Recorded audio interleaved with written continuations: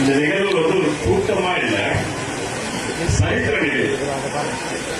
எந்த ஸ்டேட்லயும் எங்கேயுமே, அதாவது நம்மளோட ரிக்வெஸ்ட் நம்ம இடத்துல வந்து பாக்குற ஹையஸ்ட் கான்ஸ்டியூஷனல் அத்தாரிட்டி நம்ம ஐயா மாதிரி தெய்வ மனம் படைச்சோம்.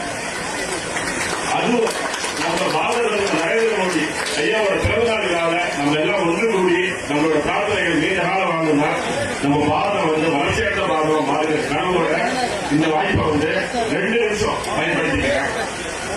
ஏதாவது பேரவையில் வந்து கிட்டத்தட்ட 3 ஆண்டு காலம் அவங்களோட இறக்கமா பயணிச்சுட்டு வரோம்.